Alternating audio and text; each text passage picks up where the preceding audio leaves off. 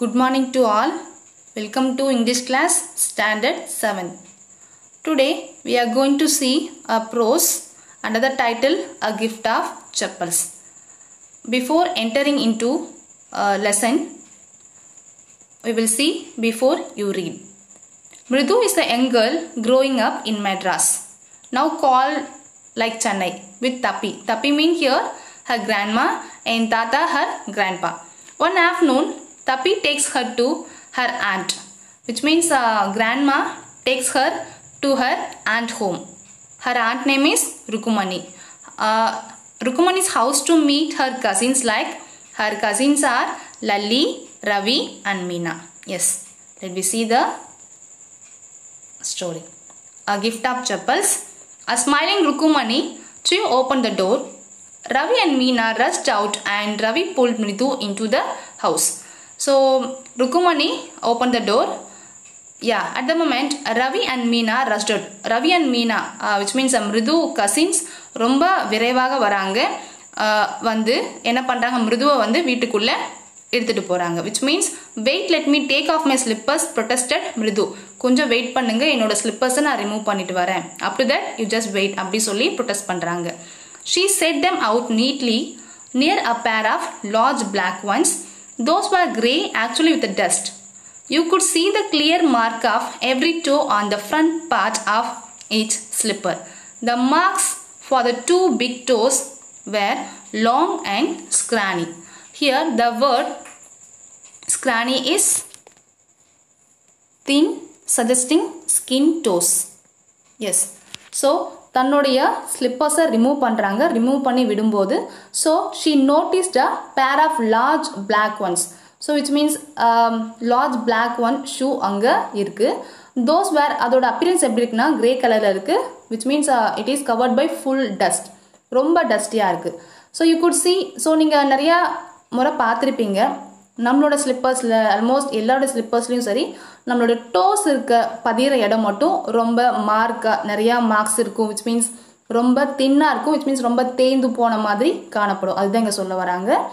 And the two big toes were long and scrawny. So நம்மளுடைய two big toes வந்து தன்னுடைய marks வந்து அந்த ஸ்லிப்பர்ஸில் பதிச்சிருக்கும். எஸ், மிருது didn't have much time to wonder about whose slippers they were. So Mridu வந்து அந்தளவுக்கு ஒரு வண்டர் ஆகலை, அந்தளவுக்கு டைம் வந்து ஸ்பெண்ட் பண்ணலை. அதோட அது வந்து யாரோடைய ஸ்லிப்பர்ஸ் அப்படின்னு சொல்லி அவங்க அந்தளவுக்கு அதுக்கு அட்டென்ஷன் கொடுக்கல. Because Ravi dragged her to the backyard. ஏன்னா ரவி வந்து அதை கேட்கறதுக்குள்ள மிருது வந்து கொல்லப்புறத்துக்கு அடைச்சிட்டு போகிறாங்க. விச் மீன்ஸ் இழுத்துட்டு போகிறாங்க. To show what mean, behind a thick bitter berry bush, there inside a torn football lined with sacking and filled with sand, lay a very small kitten lapping up milk from a coconut half shell. A small kitten புஷ்குள்ளே என்ன பண்ணிட்டுன்னா ஒரு half coconut shell இருக்குது, அதில் milk இருக்குது, அது வந்து குடிச்சிட்ருக்கு. We found him outside the gate this morning. He was mewing and mew, poor thing, said by Meena. So இன்றைக்கி morning நம்ம gate கிட்ட இந்த பூனையை நாங்கள் பார்த்தோம். ரொம்ப குட்டி கிட்டனாக இருக்குது. ஸோ நாங்கள் இங்கே கொண்டு வந்து வளர்த்துட்ருக்கோம் அப்படி சொல்லி மீனா ஷேர் பண்ணிகிட்ருக்காங்க. See the picture, this what? Yes, it's a secret. இது வந்து ஒரு சீக்ரெட்டான விஷயம். இந்த விஷயத்த வந்து நீங்கள் அம்மா கிட்டேயோ இல்லை பாட்டிக்கிட்டேயோ ஷேர் பண்ண வேணாம் அப்படி சொல்லியிருக்காங்க. பட் அம்மா சேஸ் பாட்டி. ஸோ அம்மா she too known the secret.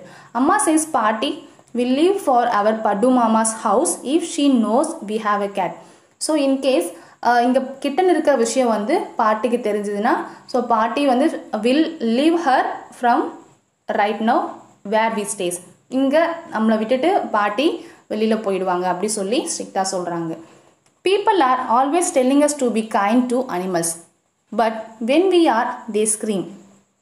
Oh, don't bring that dirty creature here, said Ravi.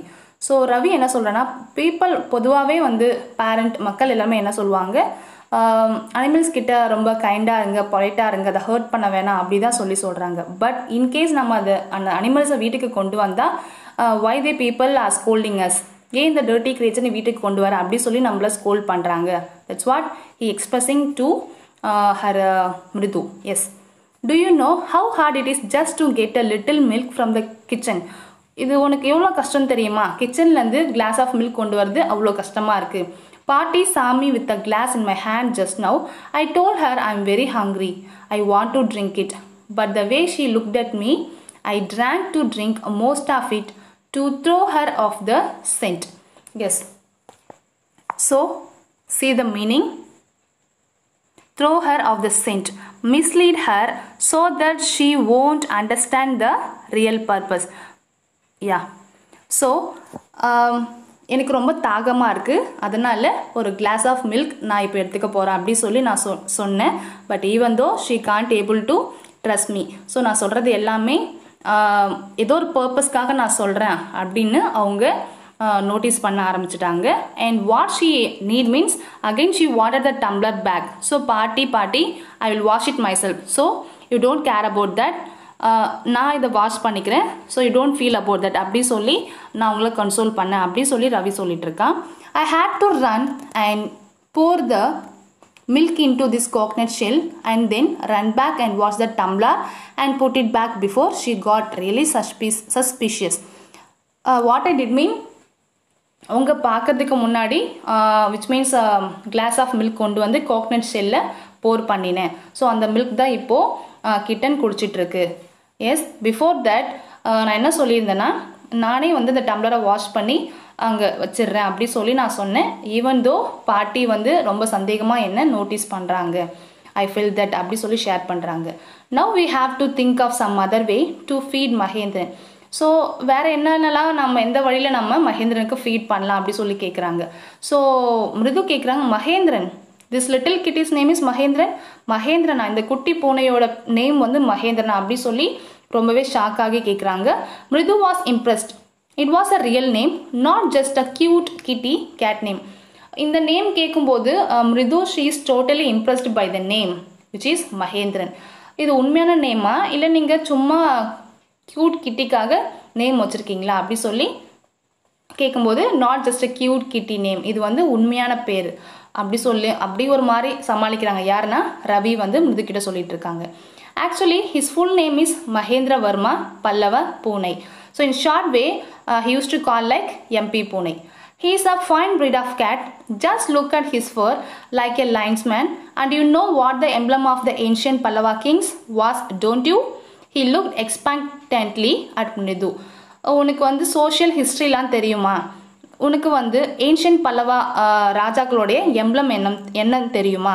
So it's like a lines man. So அதோட போர்ட்ரே மாதிரி தான் இந்த கியூட் கிட்டி இருக்குது. அதனால் இதுக்கு நான் இந்த மாதிரி மகேந்திரவர்மன் அப்படின்னு பேர் வச்சுருக்கேன் அப்படின்னு சொல்லும்போது, ஸோ மிருதுனோ she giggled which means she kidding, she smiling on as Ravi. Think I am joking, நான் பேசுறது உனக்கு ஜோக்கிங்காக இருக்கா அப்படி சொல்லி ரவி கேட்குறாங்க.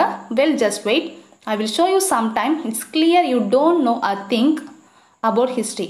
வெயிட், நான் உனக்கு கிளியர் பண்ணுறேன், உனக்கு ஹிஸ்ட்ரியை பற்றி அவ்வளோ தெரியாது போல அப்படி சொல்லி சொல்கிறாங்க. Have not been to Mahabalipuram, have you? நீ மகாபலிபுரம் போயிருக்கியா? ஸோ அங்கே நடந்த விஷயங்கள், அங்கே ஸ்கல்ப்சர்ஸ்லாம் பார்த்துருக்கியா, அந்த ஹிஸ்ட்ரி உனக்கு தெரியுமா அப்படி சொல்லி he asking to Mridu. Well, when our class went to Mahabalipuram, I saw a statue of his tatas which means etc etc. So நாங்கள் மகாபலிபுரம் போகும்போது விச் மீன்ஸ் ஸ்கூல்லேருந்து கூப்பிட்டு போனாங்க, அழைச்சிட்டு போனாங்க, நாங்கள் போயிருக்கேன். அங்கே நிறைய சிலைகள் விச் மீன்ஸ் ஸ்கல்ப்சர்ஸில் எல்லாமே நான் பார்த்துருக்கேன். Fact is Mahendran here is descended from that very same ancient cat which means அங்கே இருந்தது இல்லையா, நிறையா ஸ்கல்ப்சர்ஸ் நான் பார்த்தேன் இல்லையா. ஸோ அந்த வம்ச வழியில் வந்த ஒரு ஏன்ஷியன்ட் பூனை தான் இங்கே இருக்க பூனை அப்படி சொல்லி மிருதுக்கிட்ட சொல்லிட்டு இருக்காங்க. A close relative, scientifically speaking of none other than the line, the Pallava line emblem of the Pallava dynasty. So, do you know that Pallava dynasty oda emblem வந்து line figure தான், line தான் அப்படி சொல்லி சொல்கிறாங்க. So அந்த வம்ச வழியில் வந்தது தான் இந்த கியூட் கிட்டி அப்படி சொல்லி ஷேர் பண்ணுறாங்க. Ravi went on, walking around the bitterberry bush, waving a twig up and down, his eyes sparkling. So ரவியோட அட்டென்ஷன் அவங்க போகிறத பார்த்துட்டு அந்த பூனை என்ன பண்ணுதுன்னா, it's feeling somewhat happiness. His eyes no it's just sparkling.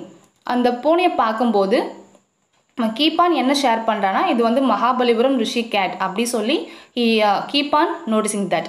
And if I may just remind you they worshipped cats in ancient Egypts. உனக்கு இன்னும் கிளியராக நான் உனக்கு ரிமைண்ட் பண்ணணும் அப்படின்னு நினச்சேன்னா நான் என்ன சொல்ல வரேன்னா இந்த பூனைகளை வந்து ஏன்ஷியன்ட் விச் மீன்ஸ் ஆதிகால எஜிப்தியர்கள் வந்து கடவுளாக வழிபட்டாங்க அப்படி சொல்லி கிளாரிஃபை பண்ணுறாங்க. எஸ்.